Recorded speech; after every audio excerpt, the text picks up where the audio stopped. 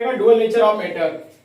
इससे पहले होता क्या है कि आप लोग बहुत सारे वीडियो लेक्चर देख चुके होंगे एटॉमिक स्ट्रक्चर का। ये बहुत ही इंपॉर्टेंट टॉपिक है। होता क्या है कि जो हमारे साइंटिस्ट थे इसमें नील्स बोर थे, इससे पहले रदरफोर्ड थे, टॉमसन थे। इन लोगों के आप लोगों ने एटॉमिक मॉडल्स पढ़े थे और वो सारे के सारे मॉडल्स आपके फेल होते हुए आए हैं। यानी कि टॉमसन मॉडल फेल हुआ है, देन आपका रदरफोर्ड मॉडल भी फेल हुआ था। यानी कुछ चीजें उन्होंने अच्छी बताई, लेकिन कुछ चीजें क्या है ना कि उनको हम लोग डिस्कस ही नहीं कर सकते। लेकिन क्या है, जैसे जैसे हमारी डिस्कवरी बढ़ती गई या हम लोग केमिस्ट्री में डेवलप करता गया एटॉमिक मॉडल, और रियलिटी में अभी भी बहुत सारे कंफ्यूजन्स होते हैं जो आपको अभी क्लियर नहीं होंगे, लेकिन फिर भी काफी हद तक एटॉमिक मॉडल को अच्छे से समझा और जितना हमने समझा वो हम आपको समझाएंगे। ठीक है, ओके बच्चों, तो बात करते हैं डुअल नेचर ऑफ मैटर। इसके बारे में हमारे एक साइंटिस्ट थे डी ब्रॉय, डी ब्रॉगली इसको बोल देते हैं या डी ब्रॉय कहते हैं। इन्होंने हाइपोथेसिस दी, इनकी कोई थ्योरी नहीं थी। इन्होंने क्या किया था कि सिंपली बहुत सारे साइंटिस्ट हमारे क्या बोले थे कि electrons as a particle behave करता है,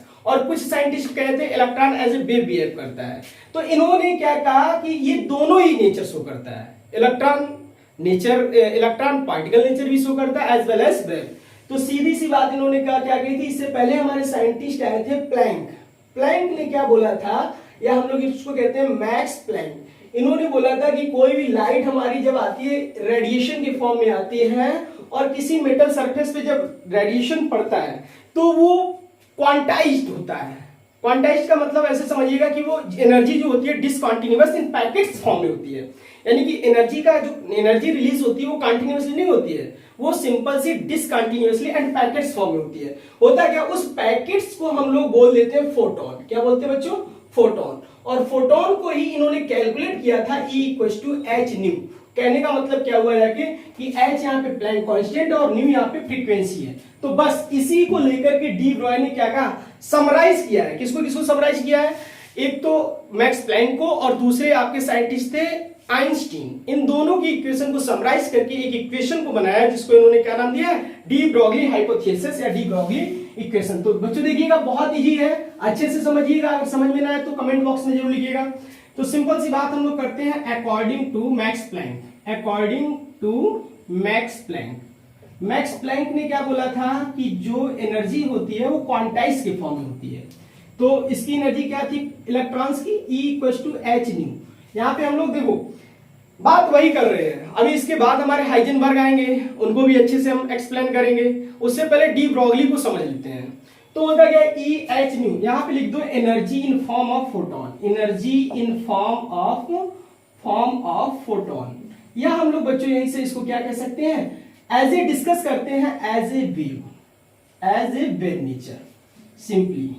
तो इसको इक्वेशन नंबर 1 डाल दीजिएगा आप लोग। सेकंड में कौन किसको समराइज किया था, आपके यहीं पे साइंटिस्ट आएंगे आइंस्टीन। अकॉर्डिंग टू आइंस्टीन, बात समझिएगा बच्चों, कुछ है नहीं। अकॉर्डिंग टू आइंस्टीन, इनके अकॉर्डिंग अगर देखा जाए तो इन्होंने मास एनर्जी और मास ऑफ स्पीड लाइट, मतलब कोई भी इलेक्ट्रॉन्स होता है वो मास के फॉर्म में इनटू स्पीड, ये एक इक्वेशन दी थी। ठीक है, इसको इक्वेशन नंबर 2 बोला है। अब देखो है तो पार्टिकल ही, लेकिन नेचर उसके दो है, एक वेव नेचर है और दूसरा पार्टिकल नेचर है। यहाँ पे लिख दो, इनका जो नेचर था वो पार्टिकल नेचर दिया था, पार्टिकल नेचर। बट एनर्जी दोनों की बच्चों कैसी होगी, सेम ही होगी, क्योंकि ये जो एनर्जी है ये क्वांटाइज्ड फॉर्म में है, यानी कि वेव नेचर के फॉर्म में। हम इसको डिस्कस करेंगे एज ए फोटोन है, और ये आइंस्टीन के द्वारा मास एनर्जी, मास लाइट का एनर्जी दिया गया। ठीक है, इन दोनों को हम लोग क्या करते हैं, इक्वल्स कर देते हैं। यहाँ लिख दीजिएगा फ्रॉम इक्वेशन 1 and 2 क्या करते हैं, दोनों की एनर्जी सेम है तो क्या कहेंगे, h new = mc²। Guys simply आप लोग यहां से देखिएगा, मतलब जगह थोड़ी शॉर्ट है बट आप लोग समझिएगा अच्छे से। होता क्या है कि इस न्यू यहाँ पे ये फ्रीक्वेंसी है, और फ्रीक्वेंसी को हम लोग कह सकते हैं c/λ। क्या कह सकते हैं, hc/λ ऐसे लिख सकते हैं। और इधर क्या है, mc²। बताइए, एक c से एक c मर जाएगा तो यहां से क्या बचेगा, h/λ = mc। चाहो तो बच्चों इसको ऐसे भी लिख सकते हो, स्पीड ऑफ लाइट यानी कि c is approx equal to किसके मान लेते हैं v। वेलोसिटी कहने का मतलब क्या है कि जो स्पीड ऑफ लाइट होती है वो एक तरह से हम लोग कहते हैं कि स्केलर वेक्टर क्वांटिटी की तरह हम लोग यहाँ पे ट्रीट कर रहे हैं। जब वेक्टर क्वांटिटी की तरह ट्रीट करेंगे तो v यहाँ पे पुट कर देते हैं। यहां से क्या हो जाएगा h upon lambda equal to mv। बच्चों आप ये भी जानते हैं कि जो mv होता है वो एक मोमेंटम होता है, p की वैल्यू होती है। तो क्या करते हैं इस mv की जगह आप लोग यहाँ पे पुट कर दीजिएगा h अपॉन लैम्डा, इसको चाहो तो ऊपर लिख देते हैं इस तरह से। आप लोग समझिएगा अच्छे से, अगर समझ में ना आए तो भी बोलिएगा। तो यहां से क्या हो जाएगा h upon lambda it is equal to p। बस यही डी ब्रॉय की हाइपोथेसिस थी। उन्होंने क्या बोला था, सिंपली गाइस अच्छे से देखिएगा, h upon lambda equal to p। यहाँ पे क्या है, वेयर, अगर डिस्कस करना चाहो तो ऐसे भी कर सकते हो। वेयर h आपका यहाँ पे प्लैंक कांस्टेंट है जिसकी वैल्यू एक निश्चित होती है, प्लैंक कांस्टेंट। और सेकेंड लैम्डा क्या होता है, वेवलेंथ। वेवलेंथ यानी कि किसी भी वेव को मेजर करने के लिए उसकी तीन चीजें जरूरत होती हैं, वो भी मैं थोड़ी देर में डिस्कस करूंगा। p आपका यहाँ पे मोमेंटम है सिंपली। तो मेरे कहने का मतलब यहाँ पे क्या है कि जो कोई वेव होती है, वेव के लिए तीन चीजें बहुत जरूरी होती हैं। जैसे कोई वेव है, मान लो कि इस तरह से पार्टिकल यहाँ पे वेव नेचर रखता है इस तरह से, ठीक है।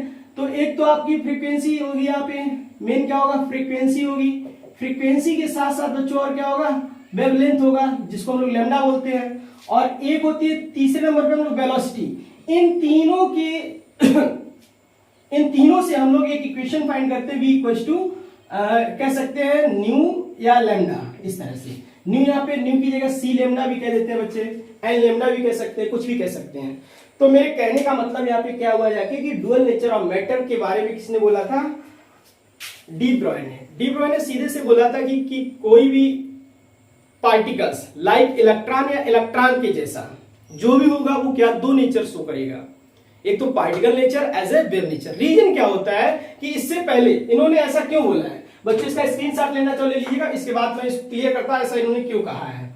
अब देखो, ठीक, ओके, देखो कहने का मतलब मेरा क्या हुआ है यहाँ पे जो डी ब्रॉय थे इन्होंने सीधे सीधे क्या बोला था कि जो इलेक्ट्रॉन्स होता है, इलेक्ट्रॉन्स का मास भी फाइनाइट होता है और उसकी वेलोसिटी भी फाइनाइट होती है और उसकी रेडियस भी फाइनाइट होती है, जो कि ये अभी आगे आकर के दोनों ही सब चीजें फेल हो जाएंगी आपकी। क्योंकि बोर ने सीधे से बोला था, क्या बोला था कि जो इलेक्ट्रॉन्स होता है इसका मास क्या होता है बच्चों, सिंपली आप लोग डिस्कस भी किए होंगे, मास ऑफ इलेक्ट्रॉन क्या होता है 9.1 इंटू 10 की पावर -31 किलोग्राम। और इसकी वेलोसिटी भी आप लोगों ने डिस्कस की थी, क्या थी 2.18 इंटू 10 की पावर 6 मीटर पर सेकेंड। गाइस कहने का मतलब मेरा क्या हुआ जाके कि इन दोनों की मास और वेलोसिटी फाइनाइट होने की वजह से तो इसको इन्होंने मैक्रोस्कोपिक पार्टिकल बोला है। और ये क्या है कि पार्टिकल का रेंज तो रखता ही रहता है, पार्टिकल के साथ साथ में ये एज क्या शो करता है, वेव शो करता है। बस यहीं से इन्होंने डुअल नेचर को डिस्कस किया और दोनों की इक्वेशन को समराइज करके एक नई इक्वेशन अपनी दी है, उसको हम लोग कहते हैं डी ब्रॉय इक्वेशन या डी ब्रॉगली इक्वेशन। ठीक है बच्चों, आज यहां तक समझ में आ गया होगा आप लोगों को। तो अब हम लोग नेक्स्ट लेक्चर क्या इसी में कंटिन्यू कर रहे हैं। देखो एक और होता है, इसकी काइनेटिक एनर्जी और मोमेंटम में एक रिलेशन होता है, उसको भी यहाँ पे डिस्कस कर देते हैं। तो आप लोग भी जानते हैं क्या होता है काइनेटिक एनर्जी। काइनेटिक एनर्जी होती है हाफ, यहाँ पे लिख लीजिएगा, relation between kinetic energy and momentum. बच्चों इससे बहुत खासा इंपॉर्टेंट है, न्यूमेरिकल लगेंगे आपके। देखो एटॉमिक मेनली है क्या, पढ़ना आप लोगों को कैसे है, एक एक चीज को अच्छे से समझिएगा, एक एक कॉन्सेप्ट को समझिएगा, फिर उसके एक एक रिलेशन को समझिएगा। उस रिलेशन से आपका कैसा भी क्वेश्चन होगा, नीट लेवल पर, जेई लेवल पर, या 12th 11th स्टैंडर्ड पे या सीबीएसई बोर्ड लेवल पे, कोई भी क्वेश्चन आपका नहीं छूटेगा। बस आप केवल उसको अच्छे से समझिएगा। देखो काइनेटिक एनर्जी का formula according to kinetic energy क्या होता है, सबको पता है, हाफ mv²। ओके, हम लोग यहां से क्या करते हैं, रिलेशन फाइंड करते हैं। 2 को बच्चों इधर क्रॉस मल्टीपल करके हम लोग ऐसे बोल देते हैं 2ke = mv²। चाहो तो इसमें एक m का मल्टीपल कर दो, एक m की डिवीजन कर दो, और डिवीजन वाला जो m है इसको इधर भेज दो, तो हो जाएगा क्या 2mke = m²v²। अभी इससे पहले आप लोगों ने एक हाइपोथेसिस पढ़ी थी, उसका भी यूज करेंगे यहाँ पे। तो यहाँ से देखिएगा, वैसे भी आप जानते हैं जो p होता है मोमेंटम, मास इनटू वेलोसिटी, तो हम लोग क्या कहेंगे 2m काइनेटिक एनर्जी = mv को हम लोग बच्चों p कह देते हैं, और p पे क्या हो जाएगा, स्क्वायर हो जाएगा ना। अब आप लोग डी ब्रॉगली इक्वेशन जस्ट इससे पहले क्या पढ़ चुके थे, H upon lambda equals to P, ये थी हमारी डी ब्रॉ इक्वेशन, ठीक है। तो हम लोग यहां से क्या करते हैं, इस पी की जगह एच अपॉन लैम्डा यहां पुट कर देते हैं, तो यहां से क्या हो जाएगा 2m के E equals to H upon lambda का होल स्क्वायर। गाइस सिंपली क्या होने वाला है, 2m काइनेटिक एनर्जी, ये देखो लैम्डा स्क्वायर नीचे है, इसको अगर क्रॉस मल्टीपल करके लाएंगे तो यहाँ पे लिख सकते हैं हम लोग क्या, सिंपली ऐसे कर दो, चाहे एच को नीचे लाओ, लैम्डा की वैल्यू फाइंड कर लो, आप जैसा भी चाहे, आपकी इच्छा। मान लो कि एच को हम ले लेंगे, H square equals to 1 upon lambda square. Guys चाहो तो इसको स्क्वायर रूट में ले सकते हैं, 1 अपॉन लैम्डा इक्वल्स टू क्या कह सकते हैं, 2m kinetic energy upon H square in root of. होता क्या है कि ये जो छोटे छोटे से रिलेशंस आते हैं, इनसे ये बहुत ही खासा यूजफुल होते हैं, इनसे शॉर्ट तरह से हम लोग सारे क्वेश्चन लगाते हैं, एक ही क्वेश्चन क्लियर कर लेंगे, ठीक है। चाहो तो बच्चों इसका स्क्रीनशॉट ले लीजिएगा, इसके बाद हम लोग न्यू टॉपिक की ओर पढ़ते हैं, Heisenberg uncertainty principle. Okay guys, तो ठीक है, आप लोग इसका स्क्रीनशॉट ले लीजिएगा, हम इसको इरेज करते हैं। ओके देखो, मेनली एटॉमिक स्ट्रक्चर एक बहुत ही इंपॉर्टेंट चैप्टर है आपका, और उसमें एक एक चीज आप डिस्कस करिएगा, कोई भी होता है टॉपिक में, कुछ भी होता है, जैसे भी आप लोग पढ़ते हैं तो एक दूसरे को कोरिलेट करके पढ़िएगा, और कोरिलेट से ही चीजें सारी अच्छे से आसानी से हो जाती हैं। हम लोग बात करेंगे हाइजेनबर्ग अनसर्टेनिटी प्रिंसिपल, बहुत इंपॉर्टेंट है, हाइजेनबर्ग अनसर्टेनिटी प्रिंसिपल। बच्चों देखो, अनसर्टेनिटी का मतलब तो आप समझ सकते हैं, अनसर्टेनिटी का मतलब होता है अनिश्चितता। अगर हम ऐसे समझे कि मान लो कि जैसे मैं हूं और मैं यहां पे हूं, अगर आप लोग मेरे बारे में पता करना चाहें, मान लो कि मैं इस वक्त कहां पे हूं, मोस्टली मैक्सिमम प्रोबेबिलिटी हमारे घर में होगी, घर में नहीं होगी तो हमारे ऑफिस में होगी, या हमारे स्कूल में होगी, या हमारे जहां हम मैक्सिमम टाइम देते हैं, मेरा बेडरूम होगा, मेरा स्टडी रूम होगा, यही तो होगा ना। लेकिन क्या आप श्योर कह सकते हैं कि हम इस वक्त स्टडी रूम में मिलेंगे, या इस वक्त हम बेडरूम में मिलेंगे, या इस वक्त हम अपने घर में किसी स्टोरी किसी रूम में पैक मिलेंगे, या इस वक्त हम कॉलेज स्कूल में होंगे। बच्चों बस यही समझना होता है कि एग्जैक्टली जैसे बोर ने क्या बोला था कि जो इलेक्ट्रॉन्स होता है वो इलेक्ट्रॉन्स जो होता है वो उसकी फिक्स्ड रेडियस बोल दी थी, और फिक्स्ड क्या बोल दिया था, वो अपने किसी fixed position, fixed energy, fixed velocity and fixed radius किसी एक जगह होगा निश्चित। लेकिन ऐसा नहीं होता है। वही हाइजेनबर्ग ने क्या कहा था, अगर कोई बॉडी या कोई पार्टिकल कैसा है, मूविंग कर रहा है, मूव कर रहा है, तो उसको बिल्कुल भी हम नहीं कह सकते हैं कि वो फिक्स्ड पोजीशन उसकी ये होगी। क्योंकि होता क्या है कि एक ही समय पर किसी भी पार्टिकल या माइक्रोस्कोपिक लेवल पे हम लोग ये बात कर रहे हैं, हम लोग बड़े स्तर पे ही कर लेते हैं। मान लो कि एक छोटा सा एग्जांपल आपको दे रहे हैं, मान लो क्या है ना कि जैसे एक ये बाइक है, बाइक एक बच्चा चला रहा है कुछ इस तरह से, ठीक है, यहाँ पे बैठा है।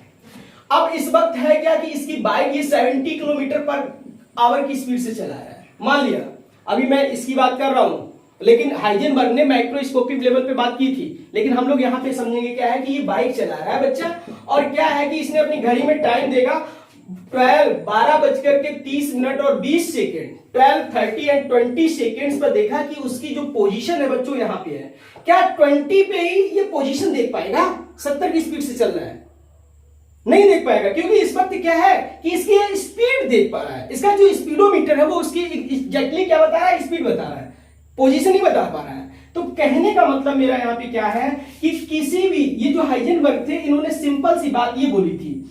अब देखो, एक ही टाइम पर हम लोग दोनों ही चीजें डिस्कस नहीं कर सकते, कैलकुलेट नहीं कर सकते हैं, डिस्कस की बात नहीं कर रहे हैं, कैलकुलेट नहीं कर सकते हैं, ठीक है।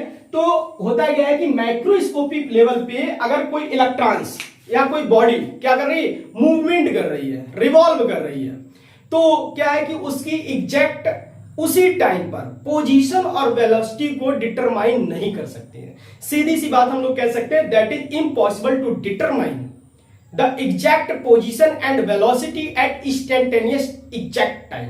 कहने का मतलब एक ही समय पर हम लोग किसी भी मूविंग स्टाइल यानी कि मूवमेंट ऑफ पार्टिकल्स की पोजीशन और वेलोसिटी डिटरमाइन नहीं कर सकते हैं। बस यही बोला था। क्या बोला था, देख लीजिएगा सिंपली। यहां से हम लोग कह सकते हैं macroscopic level, macroscopic level, particles की इन्होंने बात की थी, तो सीधे से देखो क्या बोला था, it is impossible, it is impossible, बिल्कुल पॉसिबिलिटी नहीं है, इम्पॉसिबल। बच्चों देख लीजिएगा, स्पेलिंग एरर हो सकती है, impossible to determine velocity and velocity ना कह के हम लोग मोमेंटम बोल देते हैं, क्या बोल देते हैं, momentum and exact position at instantaneous time. समझ रहे हो ना, यानी कि किसी भी माइक्रोस्कोपिक पार्टिकल्स लाइक इलेक्ट्रॉन्स ले लो, या इलेक्ट्रॉन जैसा कोई पार्टिकल्स ले लो, या हम कह रहे कोई भी बॉडी ले लो, उसकी वेलोसिटी यानी कि मोमेंटम और उसकी पोजीशन एक ही टाइम पर कैलकुलेट नहीं कर सकते हैं। ये हमारे बोले थे हाइजेन साहब, और हाइजेन ने जब ये बोल दिया तो ये कहीं हद तक ये सारी चीजें बहुत सही निकली। उन्होंने सीधे से बोला कि इससे पहले जो डी ब्रॉय थे वो सीधे बोल गए थे क्या, कि कोई पार्टिकल्स होता है, यानी कि इलेक्ट्रॉन्स अगर मूव कर रहा है वो पार्टिकल नेचर और वेव नेचर रखता है। अब देखो क्या होता है ना, कि जब कभी होता क्या है कि कोई एक साइंटिस्ट कोई नई डिस्कवरी करता है तो सभी साइंटिस्ट का पूरा फोकस उसी डिस्कवरी पे हो जाता है, फिर उसी डायरेक्शन में काम करने लगते हैं सारी के सारे लोग। अब देखो हाइजेनबर्ग ने सीधे से बोल दिया, क्या बोल दिया, बोर बोल के गए थे कि इलेक्ट्रॉन्स इस एनर्जी के साथ, इस स्पीड के साथ, इतनी रेडियस पे इस सेल में होगा, लेकिन वो गलत है। बोर भूल रहे थे इस चीज को, क्या भूल रहे थे, उन्होंने सीधे से कहा। अब यहां पे हाइजेनबर्ग क्या बोल रहे, यहीं से ऑर्बिट और ऑर्बिटल का लोच आएगा। देखो होता क्या, ऑर्बिट का मतलब होता है, सिंपली हम लोग यहां पे डिस्कस करते हैं, orbital is a 3D space in which the maximum finding probability of electrons, यानी कि इलेक्ट्रॉन्स जहां आपका सबसे ज्यादा मिलने की चांसेस हैं, केवल हम कह सकते हैं कि हाँ यहां पे मैक्सिमम प्रोबेबिलिटी हो सकती है, लेकिन एग्जैक्टली नहीं बोल सकते हैं कि इलेक्ट्रॉन इसी जगह पे होगा। भाई आज तक इलेक्ट्रॉन किसने देखा है, कोई देखा है इलेक्ट्रॉन्स को, नहीं देखा है। तो सीधे से क्या कहेंगे हम लोग, क्या कहेंगे कि जो ऑर्बिटल होता है एटम में, orbital is a 3D space. कैसा स्पेस होता है, 3D स्पेस कह दो या रीजन कह दो, 3D स्पेस और region in which the maximum finding probability of electron, electron के मिलने के चांसेस है। यहां पे ये नहीं कह सकते हैं कि नहीं इलेक्ट्रॉन यहीं पे लेटा है, इतने टाइम पे जाओ इलेक्ट्रॉन यहां लेटा हुआ मिलेगा, बिल्कुल नहीं कह सकते हैं, ठीक है। तो दूसरी कंडीशन क्या है, जब इलेक्ट्रॉन्स मान लो यहां पे मिलने के चांसेस है, दूसरी कंडीशन क्या हो सकती है कि या तो इलेक्ट्रॉन क्या कर सकता है, ऑर्बिट में रिवॉल्व कर सकता है अराउंड द न्यूक्लियस, या हम लोग कह सकते हैं जो ऑर्बिट होते हैं, ऑर्बिट क्या होता है, orbit is a circular path in which electron revolve around the nucleus. कहने का मतलब क्या होता है, जो ऑर्बिट होता है ये एक सर्कुलर पाथ होता है गाइस, सर्कुलर पाथ, और इस पाथ में क्या होता है, इलेक्ट्रॉन रिवॉल्व करता है। अब बताइएगा, अब यहां पे क्या है, हाँ ये ठीक है, बोर ने ये बोला था, नील बोर ने जो वेलोसिटी कैलकुलेट करके गए थे, या जो एनर्जी लेवल्स कैलकुलेट करके गए थे, या वेलोसिटी कैलकुलेट करके गए थे, वो तो काफी हद तक सही है और उनकी चल भी रही है। लेकिन हम लोग यहाँ पे क्या करेंगे कि जो इलेक्ट्रॉन्स है उसकी एक ही टाइम पर उसकी एग्जैक्ट पोजीशन और उसकी एग्जैक्ट वेलोसिटी या मोमेंटम हम लोग कैलकुलेट नहीं कर सकते हैं। It is impossible to determine the exact position और momentum and exact velocity can not. समझ गए होंगे। तो यहाँ पे इन्होंने एक इक्वेशन दी थी और इक्वेशन में क्या दिया था, सीधे से उसको भी हम लोग देख देते हैं। जो भी है ये हमारे हाइजेनबर्ग, इन्होंने बोला था delta x and delta P must and greater R H upon 4 pi. Guys बस ये देखिएगा, वेयर यहां पे हम लोग अच्छे से समझेंगे। वेयर डेल्टा एक्स क्या है, पोजीशन अनसर्टेनिटी, या हम लोग कह सकते हैं अनसर्टेनिटी ऑफ पोजीशन, अनसर्टेनिटी इन या ऑफ पोजीशन, या कह सकते हैं सिंपली। और सेकेंड हम लोग यहाँ पे क्या कह सकते हैं, डेल्टा पी की जगह हम लोग ऐसे भी लिख सकते हैं, इस डेल्टा पी की जगह एम इंटू डेल्टा वी। ठीक है गाइस, यहां से भी हो जाएगा आपको, तो डेल्टा वी क्या हो जाएगा यहां से, velocity uncertainty, velocity uncertainty. Guys tension मत लीजिएगा, मोस्टली जो हमारे न्यूमेरिकल्स लगेंगे हाइजेनबर्ग के, तो इसी फार्मूले पे लगेंगे। हाइजेनबर्ग ने सिंपल सा बोला था कि इन दोनों का जो अनसर्टेनिटी का प्रोडक्ट आएगा वो या तो ग्रेटर होगा या इक्वल होगा किसके, integral multiple of h upon 4 पाई। समझ रहे हो ना। बस यही हाइजेनबर्ग ने बताया था।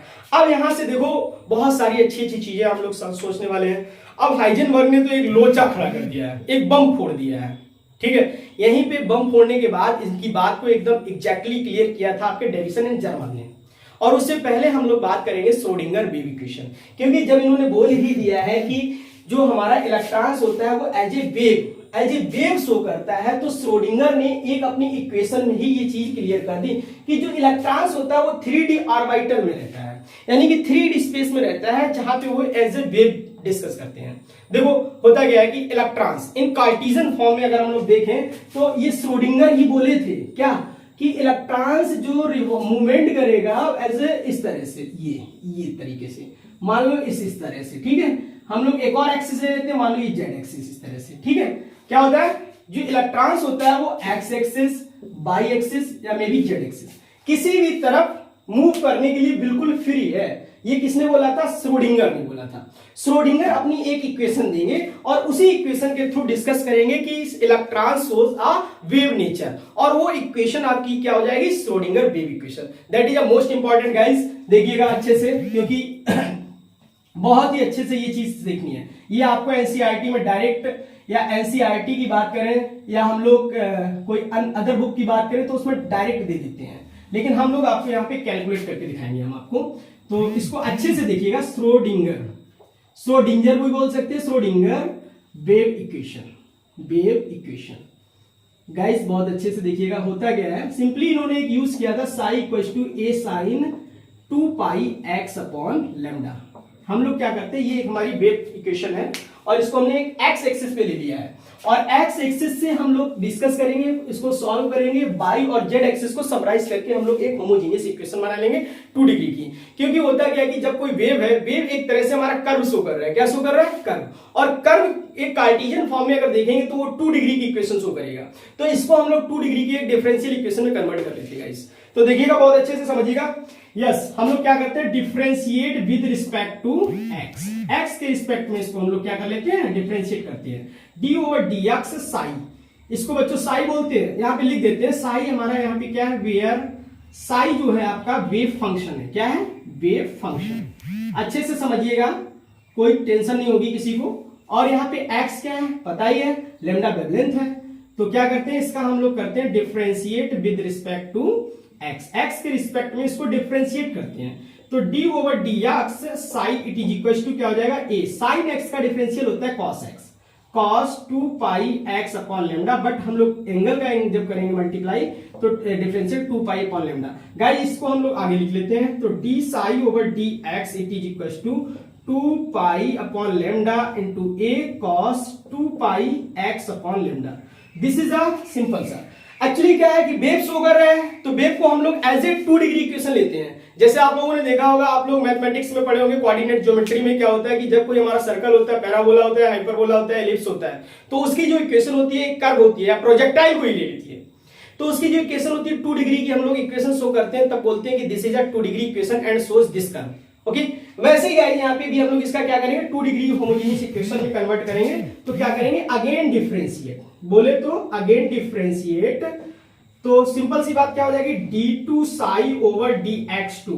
बच्चों जब अगेन डिफरेंशिएट करोगे तो 2 पाई अपॉन लेमडा, और इसका फिर से डिफरेंशिएट करना है मुझे, तो क्या हो जाएगा, a cos का करेंगे तो साइन हो जाएगा, वो भी माइनस का, माइनस a साइन चाहो तो 2 पाई एक्स अपॉन लेमडा, और इनटू क्या हो जाएगा 2 पाई अपॉन लेमडा। बच्चों इस 2 पाई लेमडा को इधर जब लाओगे आप लोग तो d2 साई अपॉन dx2। अच्छे से देखिएगा, तो ये इधर आएगा तो 4 pi square upon lambda square in bracket of minus a sine, minus को भी बाहर निकालो, इस तरह से लिख दो, और यहाँ पे क्या लिख दो आप लोग, ए sine 2 pi x upon lambda. Guys ये जो a पाई 2x ये लेमडा होगा, ये किसकी वैल्यू है, ये पूरी, ये आप लोग यहां से चेक करो तो ये साई की वैल्यू है। किसकी वैल्यू है, साई की। तो इसकी जगह हम लोग क्या पुट कर दें, साई पुट कर देते हैं। देखो बोर्ड में शॉर्ट जगह है, बट आप लोग ध्यान से समझिएगा, ऐसा कुछ नहीं है कि जो आपको समझ में नहीं आएगा, बट हम एक एक चीज आपको डिस्कस करते हुए चलते हैं। तो यहां से क्या हो जाएगा, simply d2 psi over dx2 equal to, यहां से क्या हो जाएगा guys, 4 pi square upon lambda square, और यहां से क्या हो जाएगा साई। इसको यहाँ पे ये भी वैल्यू किसकी है, माइनस की है बच्चों, ध्यान से देखिएगा, -4 pi square upon lambda square और साई, इसको इक्वेशन नंबर अभी नहीं डालो, क्या करते हैं इसको इस साइड लाइएगा, तो d2 psi over dx2 plus 4 pi square lambda square equal to 0, इसको इक्वेशन नंबर 1 डाल दीजिएगा। गाइस यहां तक किसी को कोई प्रॉब्लम है? कुछ नहीं है, सिंपल सी इक्वेशन है, उसमें हम लोग मैथमेटिक्स यूज कर रहे हैं। मैथमेटिक्स यूज करने का मतलब क्या है कि अगर कोई हमारी वेव है तो 2 डिग्री की इक्वेशन शो करेगी, तो उसको हम लोग 2 डिग्री की डिफरेंशियल के फॉर्म में कन्वर्ट करते हैं उस इक्वेशन को। तो यहां से क्या हो जाएगा, d2 psi over dx2 plus 4 pi square upon lambda square psi equal to 0। Simple सी बात समझिएगा। अब एक्चुअली होता क्या कि जो इलेक्ट्रॉन्स होता है वो किसी भी एटम में कैसा होता है, 2 टाइप्स की एनर्जी शो करता है। आपको भी पता है इलेक्ट्रॉन्स जो होगा वो ई टोटल, अगर हम लोग बात करेंगे एटम में क्या होगा, एक तो वेलोसिटी के फॉर्म में होगी, वेलोसिटी का मतलब काइनेटिक एनर्जी होगी, और अगर वो अपनी पोजीशन या ऑर्बिटल में कैसा है रह रहा है तो उसकी एनर्जी क्या होगी, पोटेंशियल एनर्जी होगी। बट यहाँ पोटेंशियल वो नहीं है, आप लोग ये मत सोचना पोटेंशियल यहाँ मैकेनिकल वाला है, नहीं, यहाँ पे इलेक्ट्रिकल वाला पोटेंशियल है। रीजन, इलेक्ट्रॉन क्या है, चार्ज यानी कि नेगेटिव चार्ज, और उसके जो अट्रैक्ट करने वाला न्यूक्लियस है उसमें क्या होता है, Ze यानी कि प्रोटॉन होता है, बट मैग्नीट्यूड में जो उसका चार्ज होता है वो इलेक्ट्रॉन्स की चार्ज के इक्वल होता है। ओके, तो उनके बीच में क्या फोर्स लग रहा है, इलेक्ट्रोस्टैटिक फोर्स वर्क कर रहा है, तो वो वाला फोर्स है, यानी कि पोटेंशियल डिफरेंस है गाइस। तो हम लोग यहां से क्या करेंगे, ई टोटल या ई एनर्जी होती है क्या, ई काइनेटिक प्लस ई पोटेंशियल। ओके, तो एनर्जी इक्वल टू क्या हो जाएगा, ई काइनेटिक एनर्जी को हम लोग बच्चों कहते हैं हाफ mv स्क्वायर, और यहाँ पे इलेक्ट्रॉन्स की पोटेंशियल है, ये इलेक्ट्रोस्टैटिक वाला पोटेंशियल हम लोग लेंगे, तो यहां से क्या हो जाएगा v। ठीक है, इस v को इधर अगर आप लोग लाओगे तो क्या हो जाएगा, e माइनस v, और इस 2 को भी इधर लाओगे, 2 की मल्टीपल करोगे तो mv स्क्वायर हो जाएगा बच्चों। बहुत अच्छे से देखिएगा ध्यान से। अब हम लोग एक काम करते हैं, इसी में क्या करते हैं, एक m की मल्टीप्लाई करते हैं और एक m की डिवीजन करते हैं, तो इस m को जो डिवाइड किया उसको इधर लेके आएंगे तो हो जाएगा 2m e माइनस v, और यहां से क्या हो जाएगा m स्क्वायर v स्क्वायर। अच्छे से समझ लीजिएगा, ये आपको कहीं पढ़ने को नहीं मिलेगी, सिंपली आपको नीट जेई लेवल पर डायरेक्ट इक्वेशन दिखा देते हैं, लेकिन यहाँ पे ये डेरिवेशन नहीं दिखाएंगे। तो जब डेरिवेशन आप अच्छे से देखेंगे तो ही कुछ कर पाएंगे, वैसे इक्वेशन लिखने के लिए कोई प्रॉब्लम नहीं होगी। ओके, तो क्या करते हैं, ये m स्क्वायर v स्क्वायर है, समझ रहे ना। इस m स्क्वायर v स्क्वायर को हम लोग एज ए कैलकुलेट करते हैं मोमेंटम से। आप लोगों ने पढ़ी होगी de Broglie equation. De Broglie equation क्या होती है, डी ब्रोगली इक्वेशन की अगर हम लोग बात करते हैं, इससे पहले आप लोगों ने डिस्कस किया था क्या, h upon lambda equals to p, और p को बच्चों हम लोग क्या लिखते थे, m स्क्वायर mv भी कहते हैं। ठीक है, यहां से, और इस mv की जगह अगर हम लोग यहाँ लिखना चाहें तो क्या लिख सकते हैं, h square upon lambda square guys, simply. तो देखिएगा यहां से 2m e माइनस v, और यहां से क्या लिख सकते हैं, h square upon lambda square, h square upon lambda square. किसी को कोई प्रॉब्लम, यहां तक किसी को कोई प्रॉब्लम नहीं आएगी। अब हम लोग क्या करते हैं, इस h स्क्वायर को इसके नीचे भेज देते हैं, समझिएगा, बस कैलकुलेशन है बच्चों, है कुछ नहीं। आप बताइएगा ये कैलकुलेशन क्या कोई टफ है भाई, क्या है, स्टेप बाय स्टेप आगे बढ़ रहे हो कैलकुलेट करके, बात बाकी क्या है, कुछ नहीं है। अब देखो क्या होता है, 1 अपॉन लेमडा स्क्वायर की आप लोगों ने ये वैल्यू निकाल ली है। ठीक है, अब हम लोग करते क्या है कि इस वैल्यू को, इस 1 अपॉन लेमडा स्क्वायर की वैल्यू को हम लोग पुट करेंगे यहाँ पे इस लेमडा स्क्वायर की जगह। ओके, तो लिख दीजिएगा यहाँ पे सीधे से, सिंपल सी। हम लोग फिर से देखो जगह शॉर्ट है, बट क्या करें, थोड़ा लेंदी हो जा रहा है, लेकिन लेंदी है नहीं, कैलकुलेशन है। तो क्या करेंगे, यहाँ पे लिखो put the value of 1 upon lambda square in equation 1। Guys बहुत गर्मी है, बट आप गर्मी को मत देखिएगा, आप काम करिएगा जैसे मैं कर रहा हूं, d2 psi over dx2। Okay, तो यहां से माइनस क्या था, इधर माइनस था, इधर प्लस कर दिया कि मैंने यहाँ पे 4, और यहाँ पे क्या है पाई स्क्वायर। बच्चों अब करना क्या है, 1 अपॉन लेमडा यहां से निकलेगा ना, 1 अपॉन लेमडा स्क्वायर, और इसकी वैल्यू ये है, इस वैल्यू को उठा करके हम यहाँ पे पुट कर देते हैं, क्या है 2m, और ब्रैकेट में e minus V upon h square psi equal to 0। अब देखो क्या होता है, d2 psi over dx2 plus 4 2 या 8m पाई स्क्वायर, और ब्रैकेट में e minus V upon h square psi equal to 0। ये अब हमारी केवल वन डायरेक्शन से मैंने सॉल्व की है। एक्चुअली इलेक्ट्रॉन्स आपका तीनों डायरेक्शन में मूव करेगा इन कार्टेशियन फॉर्म। एक्स एक्सिस में भी मूव करेगा, वाई एक्सिस में भी मूव करेगा और जेड एक्सिस में भी मूव करेगा। तो हम मैंने आप लोगों को क्या बोला था, एक इक्वेशन हम एक किसी डायरेक्शन की आपको निकाल के दिखा देंगे, जैसे मैंने एक्स एक्सिस की निकाल के आपको दे दी है, इसी में वाई एक्सिस और जेड एक्सिस को समराइज करके इसको होमोजेनियस इक्वेशन बना लेते हैं। तो देखो वाई एक्सिस और जेड एक्सिस को इसमें समराइज करके कैसे इक्वेशन बन रही है, तो ऐसे लिख सकते हो आप लोग d2 psi over dx2 plus d2 psi over dy2 plus d2 psi over dz2 और प्लस क्या है आपका 8m pi square E minus V और क्या नीचे एच स्क्वायर। और यहाँ पे बच्चों लिख सकते हो, बहुत ही अच्छे से समझिएगा, मैं समझा रहा हूं, अगर आपको सही से क्लियरिटी दिखे ना तो मैं बोल तो रहा हूं ना, साई इक्वल्स टू 0। ये आपकी एक होमोजीनियस इक्वेशन हो गई जिसको हम लोग कहते हैं श्रोडिंगर वेव इक्वेशन। और यही श्रोडिंगर वेव इक्वेशन किसको फॉलो कर रही है यहाँ पे, इलेक्ट्रॉन्स की पोजीशन क्या कह सकते हैं उसके मूवमेंट को, कि किस तरह से वेव के फंक्शन में ये मूव करता है। गाइस आई होप ऑल्सो आज का लेक्चर आपको बहुत अच्छे से क्लियर हुआ होगा। अगर कोई भी पॉइंट आपको क्लियर नहीं हुआ है तो आप लोग अच्छे से कमेंट करिएगा और ये वीडियो उन बच्चों को जरूर शेयर करिएगा जो कोचिंग अफोर्ड नहीं कर सकते हैं। Okay guys, thanks a lot.